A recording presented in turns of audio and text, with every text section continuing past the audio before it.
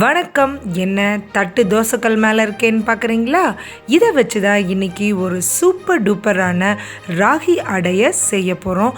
இது ரொம்ப ரொம்ப ஆரோக்கியமான ஒரு ரெசிபி. பழைய காலங்களில் நிறைய செஞ்சிட்டு இருந்தாங்க. இப்போ நம்ம அதை மறந்துட்டோம். எப்படி செய்கிறதுங்கிறத பார்ப்போம். Welcome to mamade homemade. இப்போ அதற்கு ரொம்ப ரொம்ப குறைவான பொருட்களே இருந்தாவே போதும். பாருங்கள், இதுக்கு ராகி மாவு, வெங்காயம், கருவேப்பிலை, வரமிளகா, பச்சை மிளகா, சின்னதாக கொஞ்சம் இஞ்சி, அப்புறம் பொட்டுக்கடலை, நிலக்கடலை, அவ்வளோதாங்க. ஆரம்பிச்சிடலாமா? முதல்ல கடலை எண்ணெய் ஒரு குழிக்கரண்டி ஊற்றிக்கிறோம். அந்த கடலை எண்ணெய் சூடானதும் அதில் கடுகு போடுறோம். தாளிப்புக்கு கடுகு பொரிஞ்சதும் கடலைப்பருப்பு, உளுந்து பருப்பு ஒரு தேக்கரண்டி சேர்த்துருக்கோம். அது நல்லா பொரிஞ்சு வரும்போது வாசத்துக்காக ஒரு 1/2 இன்ச் இஞ்சியை சேர்த்துக்கிறோம், பொடியாக நறுக்கி. இப்போ வரமிளகாய், பச்சை மிளகாயை சேர்த்துக்கிறோம். கொஞ்சம் பெரிய துண்டாகவே போடுங்க. குழந்தைங்க இருந்தாங்கன்னா அடை தட்டும் போது இந்த பச்சை மிளகா, வரமிளகாயை எடுத்துட்டு அதுக்கப்புறமா அடையை தட்டுங்க. இப்போ இதெல்லாம் வணங்கிருச்சு. கருவேப்பிலையும் பொடியாக நறுக்குன வெங்காயத்தை இப்போ சேர்த்துறோம். 2 பெரிய வெங்காயத்தை எடுத்திருக்கேன். இது நல்லா கண்ணாடி பதம் வரணும், ரொம்ப நிறம் மாறணும் அப்படிங்கிற அவசியம் இல்லை. இந்த ராகி அடையில் அவ்வளவு சத்துக்கள் நிறைஞ்சிருக்கு. இப்போ தேவையான அளவு உப்பு சேர்த்துக்கிறோம். இந்த வெங்காயம் உப்பு சேர்த்த உடனே நல்லா வணங்க ஆரம்பிச்சிரும். கண்ணாடி பதம் வந்த உடனே இதில் அடுத்த சேர்வை சேர்த்தணும். அதுக்கான தயாரிப்பை இப்போ நம்ம செய்வோம். அதில் நிலக்கடலையும் பொட்டுக்கடலையும் நம்ம சேர்த்த போகிறோம். அப்படியே சேர்த்தோம் அப்படின்னா அடை தட்டும்போது இடையில ஓட்ட விழுகும், இல்லாட்டி சீக்கிரமாக பிஞ்சு போயிடும், நமக்கு எடுக்க வராது. அதனால தான் இப்படி கொரகொரப்பான பொடியாக போடுங்க. இது ஒரு ஸ்பெஷல் டேஸ்ட்டை கொடுக்குங்க. அதனால் இந்த பொட்டுக்கடலையும் நிலக்கடலையும், அதாவது வேர்க்கடலையும் மிஸ் பண்ணிடாதீங்க. இதை இந்த மாதிரி கொரகொரப்பாக அரைச்சி சேர்த்துக்கங்க. இப்போ இதுக்கு கூடுதல் சுவையை தரத்துக்கு ஒரு 2 டேபிள் ஸ்பூன் அளவுக்கு துருவின தேங்காயையும் சேர்த்துருக்கேன். இது ஆப்ஷனல், உங்களுக்கு வேணும்னா சேர்த்திக்கலாம். இப்போ 1 கப் அளவுக்கு ராகி மாவு எடுத்திருக்கேன். இதில் நான் எடுத்திருக்க சைஸுக்கு சின்ன சின்னதாக ஒரு 8 அடைகள் நமக்கு கிடைக்கும். இப்போ பாருங்கள், இந்த ராகி மாவை நல்லா அந்த எல்லா பொருட்களோடையும் கலந்து வர்ற மாதிரி நல்லா கலந்து விட்டு அடுப்பை மிதமான தீயில வச்சு ராகி மாவை நல்லா வறுத்தெடுத்துக்கணுங்க. இப்படி ராகி மாவை அடுப்பில் வச்சு வறுத்தெடுக்கும் போதே ஒரு நல்ல மனம் கிடைக்கும். பொடியாக நறுக்குன கொத்தமல்லி தலைகளை சேர்த்துறோம்.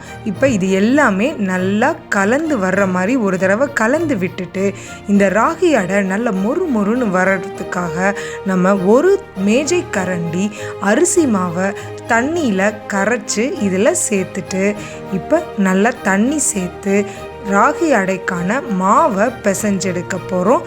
தண்ணியை கொஞ்சம் கொஞ்சமாக சேர்த்து மாவை நல்லா கை பொறுக்கிற சூட்டில் பிணைஞ்சி எடுத்துருங்க.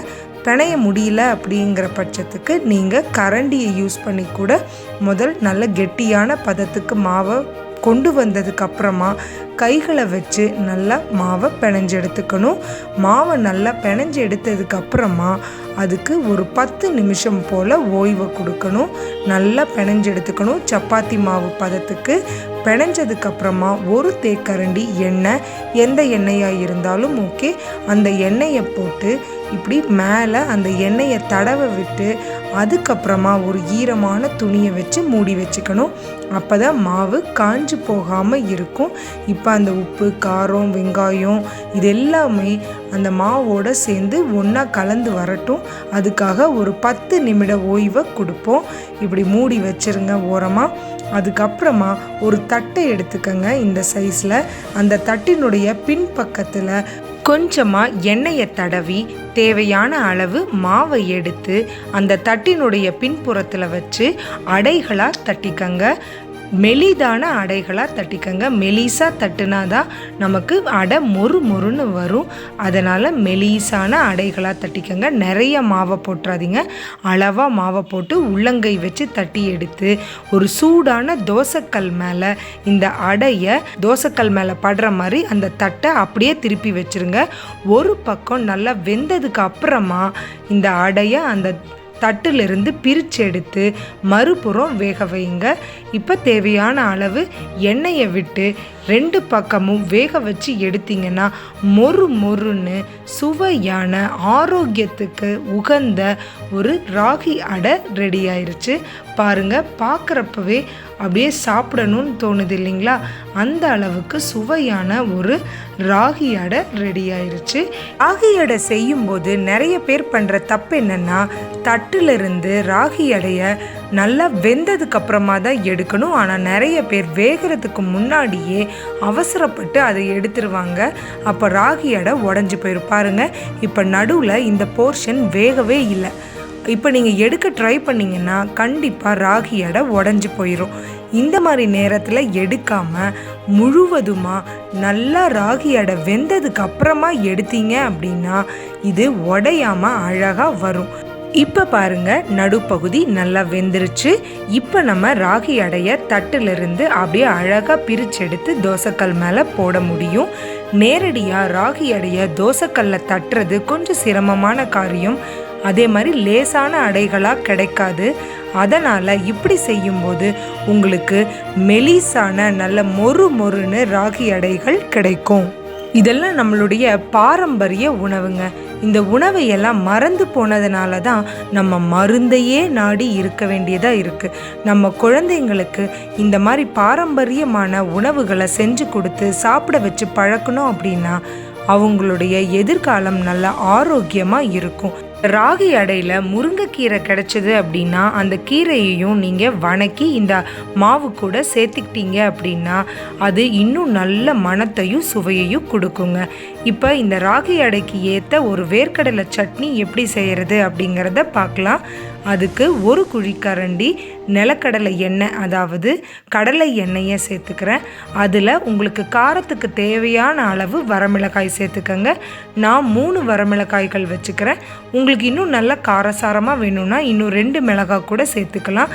இப்போ அது கூட 1/2 கப் அளவுக்கு நிலக்கடலை இல்லாட்டி வேர்க்கடலையை சேர்த்து நிறம் மாறுற வரைக்கும் வறுத்தெடுத்து ஒரு மிக்சி ஜாரில் சேர்த்துக்கங்க. அது ஆறிட்டு இருக்கட்டும். இப்போ அதே எண்ணெயில் ஒரு 4லேருந்து 5 பல் சின்ன வெங்காயத்தை சேர்த்துருக்கேன். இது ஆப்ஷனல்.